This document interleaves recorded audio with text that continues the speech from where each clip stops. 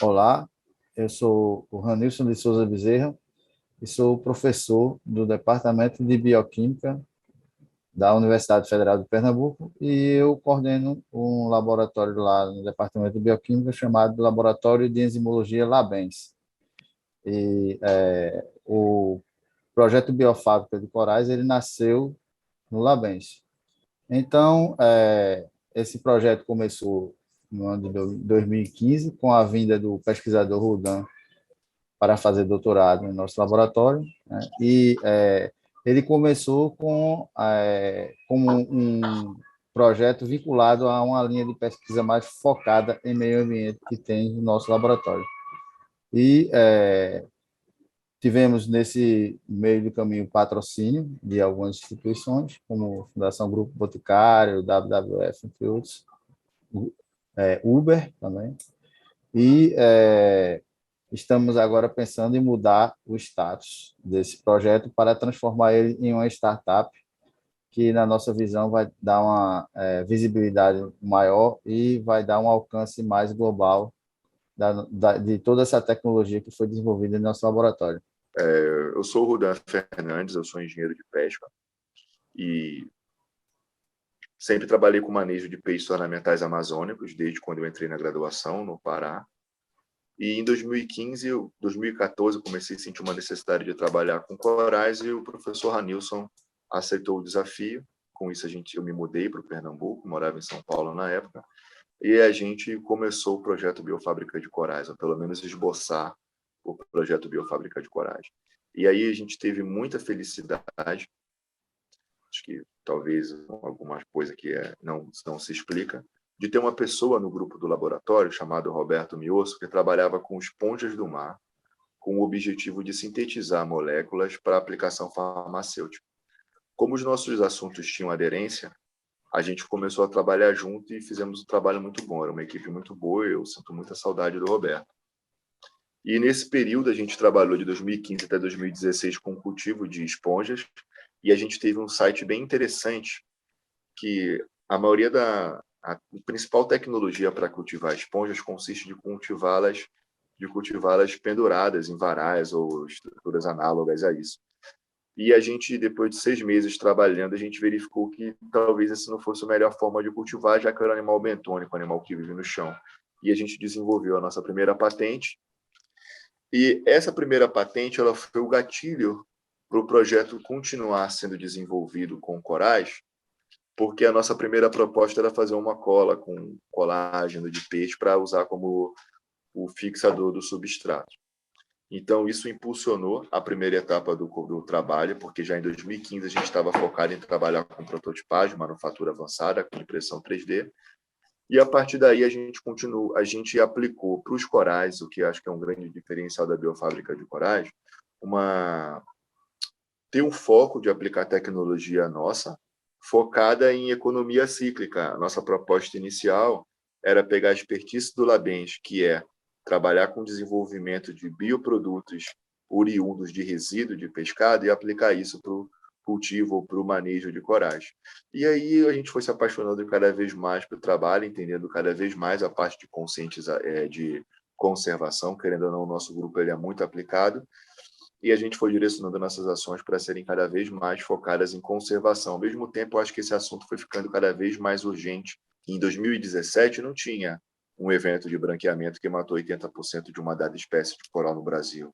Então, hoje, o nosso projeto virou uma startup e, ao mesmo tempo, a gente está muito focado em aplicar a nossa metodologia e continuar trabalhando com a universidade e várias universidades, mas com uma relação um pouco diferente. Alguns pesquisadores atuarem com um papel de auditoria em relação aos nossos processos, para a gente estar aperfeiçoando ele de forma constante, e outros grupos, como, por exemplo, o Labens, têm um papel na nossa ajuda de desenvolvimento de métodos que validam tecnologias que a gente quer usar, ou no desenvolvimento de tecnologias que a gente deseja usar, como, por exemplo, o pacote de transplantação, que é uma espécie de rocha artificial que a gente está fazendo com resíduos, que a gente faz com que a transplantação de corais ela tenha mais sobrevivência do que é o esperado na literatura, uma vez que a gente pode fazer pequenas mudanças dos corais de local se uma onda de branqueamento,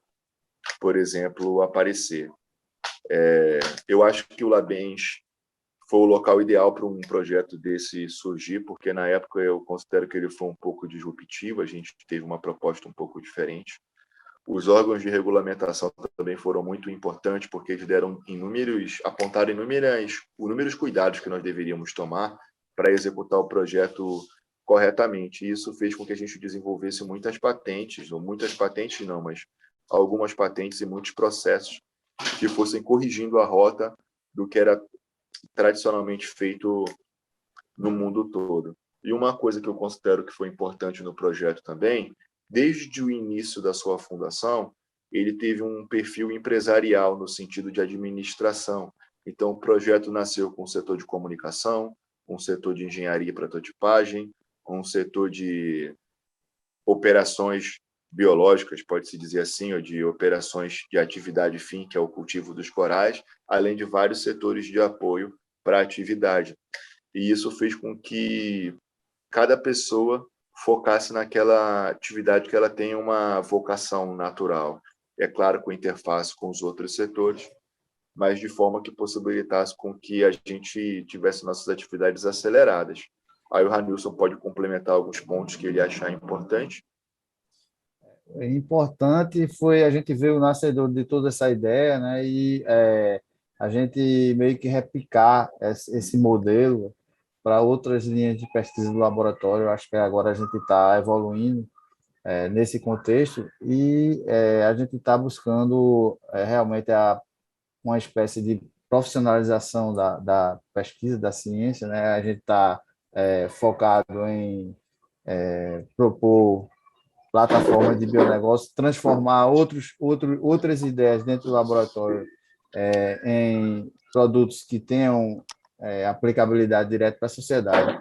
Então, o Biofábrica ele foi um grande exemplo e um grande modelo para essa migração, né, de uma pesquisa mais acadêmica para algo mais temático que possa contribuir com as políticas públicas, né? Então, a gente tem outros projetos rodando lá no nosso laboratório e a gente pretende juntar tudo isso daí e fomentar uma plataforma de bionegócio, né? Então, nesse contexto, a questão da transformação do Biofábrica, do projeto Biofábrica em uma startup, ela tem um papel-chave em tudo isso aí.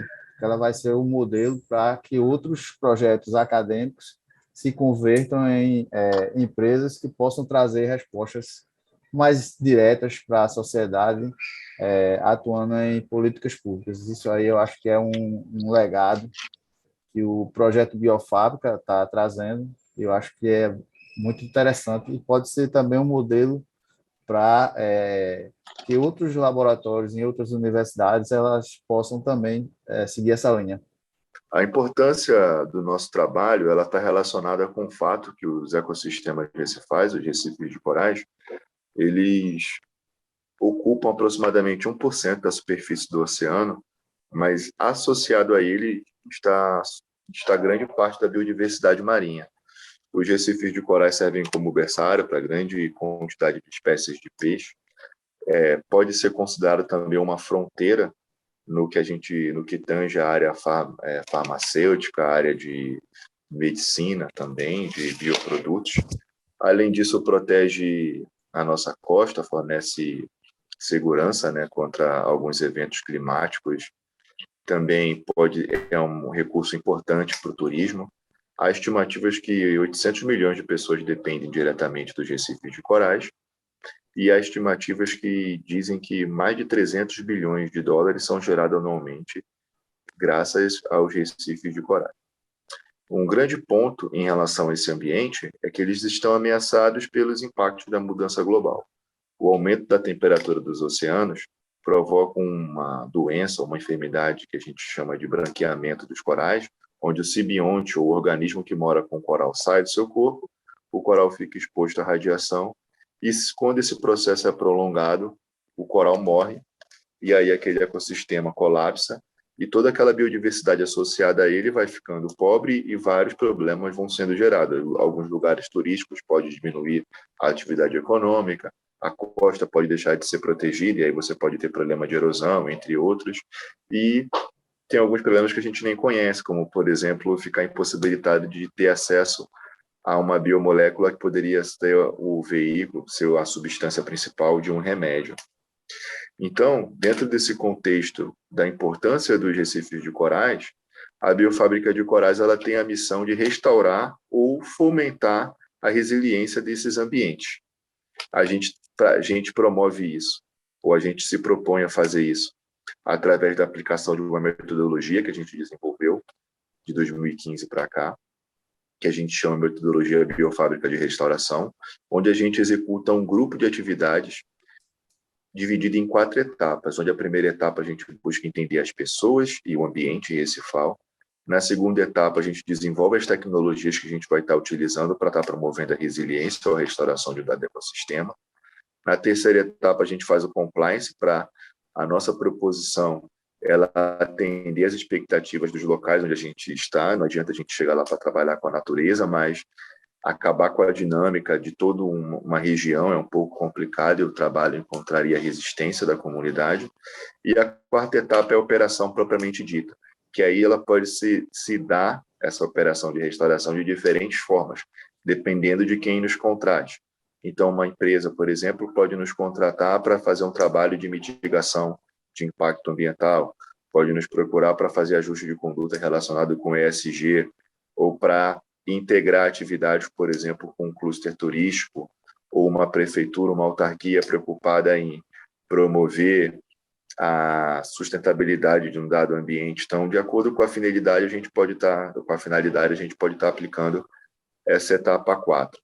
A nossa relação com a comunidade, a gente tenta sempre ser harmônico e fazer a conservação atender às expectativas da comunidade. Então, em linhas gerais, a gente entende que existem várias pessoas que dependem dos recifes de corais e entende que elas têm a sua cultura, a sua forma de se relacionar com o ambiente.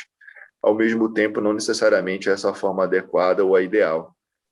E não necessariamente a gente tem resposta para isso nesse momento, uma resposta 100% fechada, mas o objetivo é direcionar que essas pessoas, uma própria empresa, ou um pescador, ou um jangadeiro que trabalha com turismo em Porto de Galinhas, passe a executar a atividade que, ao invés de estar impactando o recife de coral, possa estar promovendo a sua conservação. E, baseado nisso, a gente pretende fazer com que as nossas ações elas passem a ganhar escala a partir de uma iniciativa que a gente realizou em julho de 2021, agora esse ano, que foi transformar a Biofábrica de Corais em uma startup.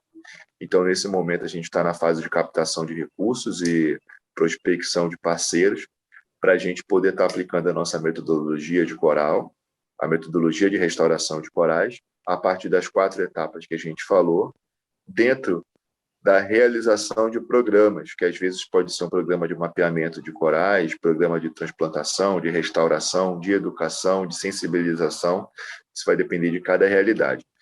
E a gente sempre fala que a gente trabalha dentro de 3 ambientes. O ambiente recifal, propriamente dito, onde a gente pode implementar uma fazenda de coral, um berçário de coral, as atividades de mapeamento. O ambiente virtual, onde a gente se propõe a estar disponibilizando as nossas informações, e para cada ambiente recifal que a gente vai estar trabalhando, disponibilizar um dashboard, onde nesse dashboard a gente vai estar colocando os impactos, os resultados que a gente está alcançando no dado ambiente, quantos corais foram recuperados, quantas mudas foram feitas, quantos trabalhadores foram capacitados, quantos turistas ou moradores ou estudantes foram sensibilizados com esses assuntos relacionados à cultura oceânica, a importância dos recifes de corais e outros ecossistemas marinhos, e, por último, o ambiente que a gente chama de associado, o ambiente de apoio, que não necessariamente é um ambiente recifal, mas pode ser uma faixa de praia, onde a gente tem uma base de transplantação de corais,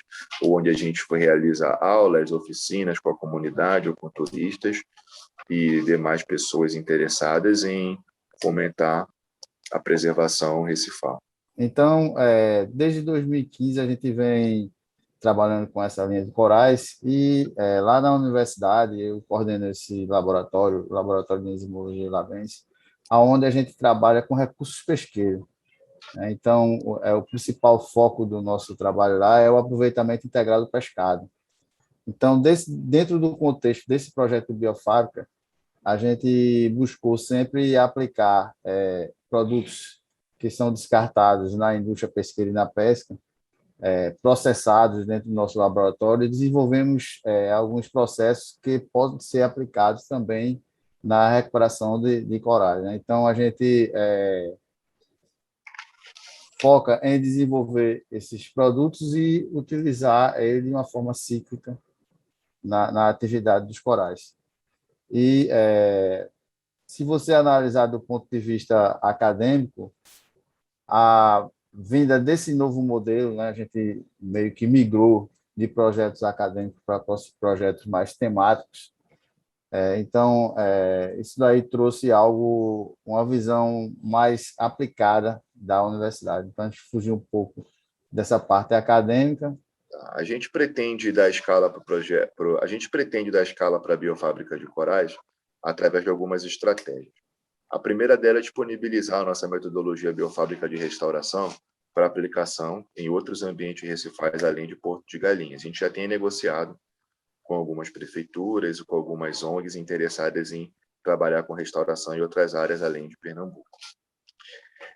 A aplicação da nossa metodologia, ela consiste de, através da nossa sede, a gente, e através da nossa equipe, que é multidisciplinar, a gente montar núcleos de atuação, através de um chefe de operações, chefe de comunicação, um analista científico por operação, que tem um trabalho de auditar o que esse chefe de operações faz, a gente executando um conjunto de ações que vai promovendo a restauração e a gente vai capacitando a comunidade local, independente, por exemplo, de ser com finalidade de promover o turismo, para ela executar aquelas ações conosco. Então, essa é uma das frentes de trabalho. Mas a urgência do tema de se trabalhar com coral tem aumentado cada vez mais. Então, a gente também executa atividades focadas em a gente ter um desenvolvimento contínuo de tecnologias. Então, a gente também trabalha desenvolvendo pacotes tecnológicos para cultivo de espécies em extinção. Então, por exemplo, a gente tem resultados muito interessantes com a espécie Milepora alcicornis, que é o coral de fuga, uma das espécies mais abundantes, mas que está sofrendo muito. 2020 para cá, há vários relatos de mortalidade de 80% dessa espécie. E há muitas espécies de peixes que são associadas a ela. Então, talvez o declínio dessa espécie pode estar colaborando para outras espécies também terem suas populações prejudicadas. Uma outra espécie que a gente tem resultados bem legais também é a Mucimília art, chamada de coral cérebro. Com essa espécie, a gente conseguiu desenvolver um método que a gente coleta um coral que morreria no chão e a gente consegue cada pólipo, cada pedacinho do coral dividir em até 3. Então, isso é uma das outras frentes de trabalho que a gente tem desenvolvido, que é desenvolver pacotes tecnológicos. E uma outra frente de trabalho está focada no desenvolvimento de processos e produtos. Então, a gente tem desenvolvido um pacote de transplantação, que é uma metodologia que faz a transplantação de coral, que é uma técnica amplamente utilizada para recuperar ecossistemas recifais. A gente tenta suprimir uma dessas deficiências, que é poder estar eventualmente mudando um conjunto de corais de lugar e, se acontecer uma onda de branqueamento, por exemplo, a gente não ter uma mortalidade daí perder todo o trabalho de 1 ano ou de 6 meses, dependendo do tempo de manejo. Tem as nossas patentes de cultivo, FASTEM ou berços, que a gente chama, onde a gente coleta corais do chão, coloca numa mesa de cultivo, e ainda há outras patentes sendo feitas para trabalhar com temas correlatos à restauração recifal, como o cultivo de esponjas ou o controle de um organismo invasor qualquer. Então, além dessas atividades focadas no ambiente recifal definido, como a aplicação da nossa metodologia a partir de 4 etapas, o desenvolvimento de produtos, processos e pacotes tecnológicos, que geralmente são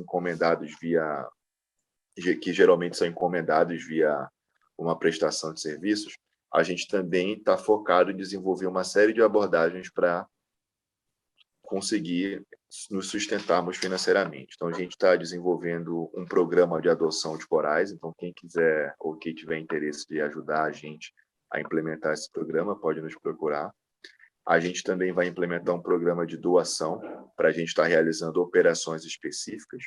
para restaurar um coral em um dado local. E a gente está desenvolvendo um outro conjunto de atividade, como o desenvolvimento de conteúdo para a gente conseguir monetização desse mesmo conteúdo, licenciamento de patentes. Estamos discutindo isso para o exterior e aqui dentro do Brasil também, além de outras ações, como o desenvolvimento ou licenciamento da nossa marca para o licenciamento da nossa marca para fazer souvenirs e itens correlatos.